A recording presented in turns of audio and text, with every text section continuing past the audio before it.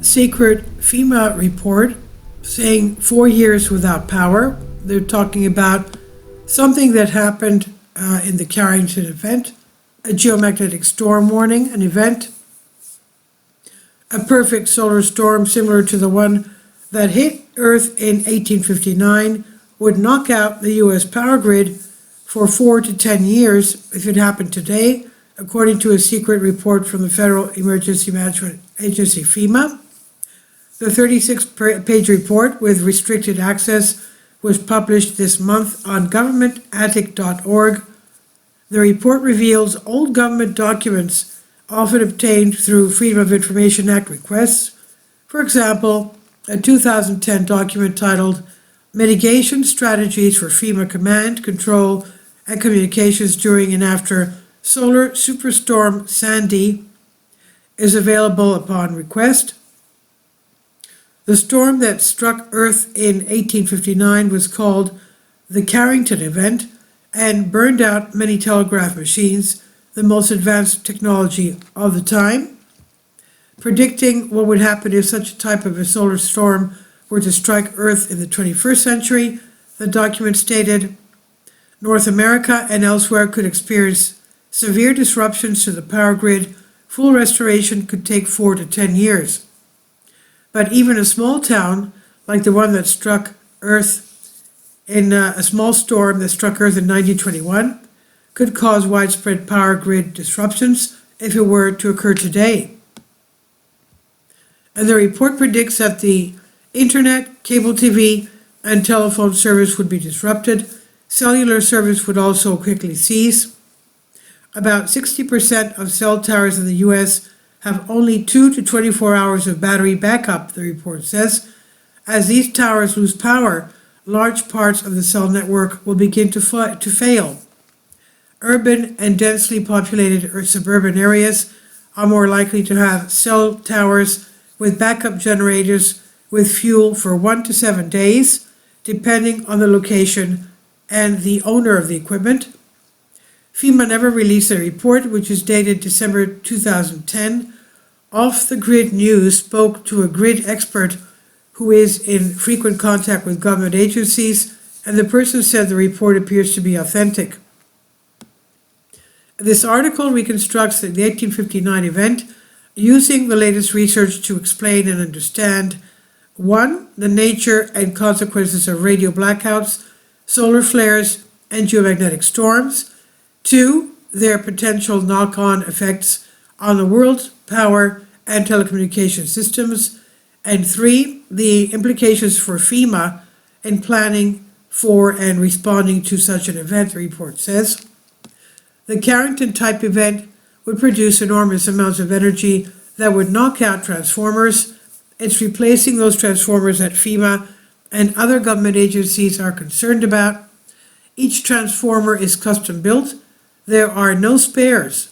It's not known how many transformers exist in the United States, but it's likely in the tens of thousands. Each one takes up to 2 years to build. The loss of essential infrastructure for extended periods due to the knock-on effects of a space weather event or other disruption could lead to food shortages due to low supplies and reliance on just-in-time deliveries, loss of essential vehicles, inability to pump fuel, and loss of cooling. A 2008 National Academy of Science report described the effects of a major solar storm. Editor's note says today only the stupid and lazy have not heard of the Carrington event, and everyone is afraid of it, but the chance of it happening again is rather small. At least that's what FEMA says, where people are practical.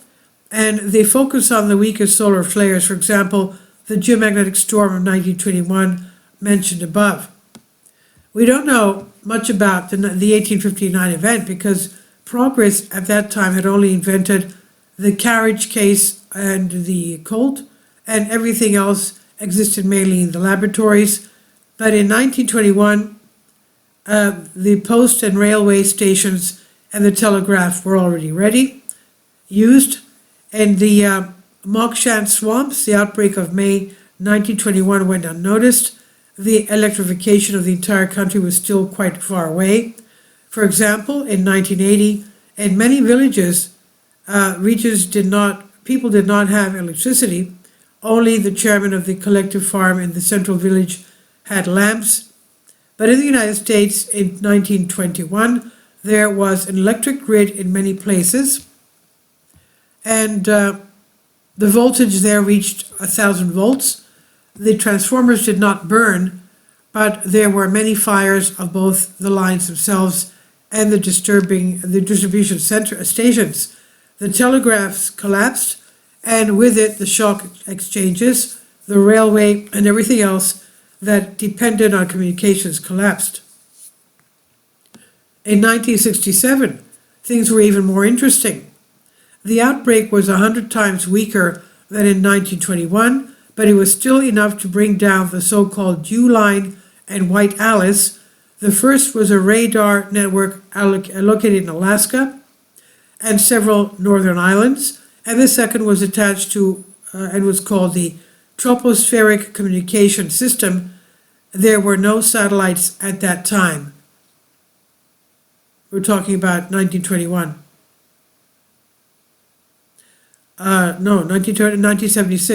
1967, sorry.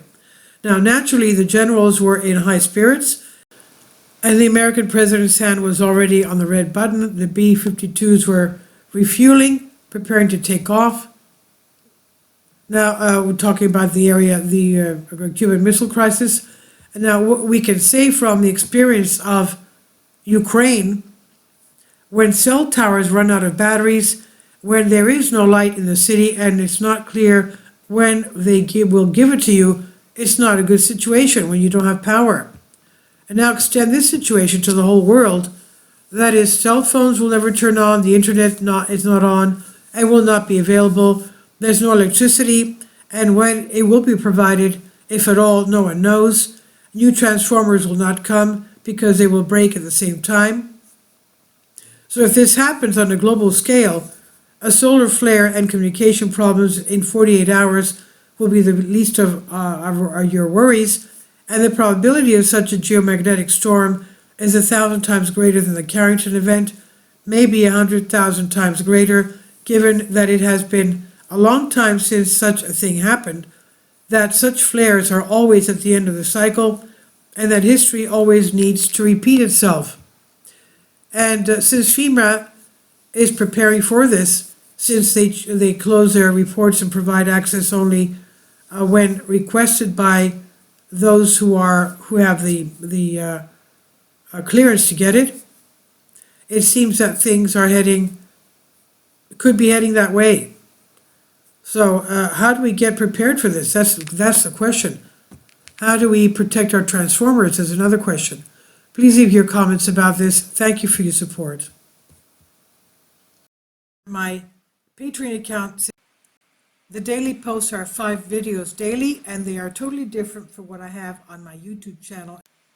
Thank you so much for your support, and that you find all my content so interesting. You'll find the Patreon account details in the description box below.